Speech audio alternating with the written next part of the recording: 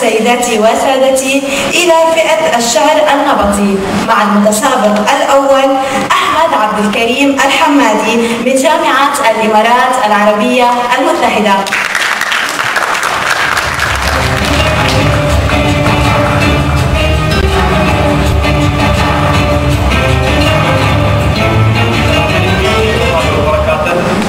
كان بدي مقدمة قصيرة لكن يبدو أن الوقت داهم، أترك المجال للشعر. يقول: من الدنيا تعلمنا وزدنا بالعلوم علوم، من الدنيا تعلمنا وزدنا بالعلوم علوم، ولا طيف يحركنا إذا بالعقل إهماله على درب الفخر نمضي ونعلن للوفاء قدوم، لا منا نوى واحد لقاها الكل خياله والعزوم شكت الرجال والرجال انشكت العزوم، بنينا بالوفاء قصر وصار الكل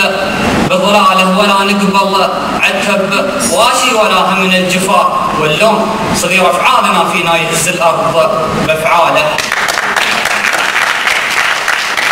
ولا نقبل عتب واشي ولا هم من الجفاء، واللوم صغير افعالنا فينا يهز الارض بافعاله، ولا ناخذ قبل نعطي ولو هو بيننا المحروم، ولا نكسر قبل نوفي ولا نتعب عن كماله، صغار السن ما ننكر ولكن بالفعال قرون مد الكف بسيوف، ولا نصبر على ذلاله، ولا بتنا على ظلم ولا نهنا لذيذ النوم، ولا عمر العرب فينا شكت للعرب بالحاله، ولو هي بالعرب تذكر اكيد المدح به ملزوم، لو هي بالعرب تشكي اكيد المر فنياله، صغير السن بين القوم باهيبه كبير القوم باهيبه فخر وسلوم، وامالا على ماله، وانا واحد من اصغرهم طموحات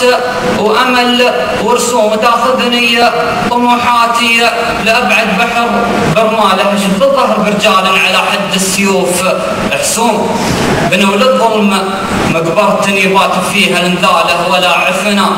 ولو عشنا نصيب الفرد له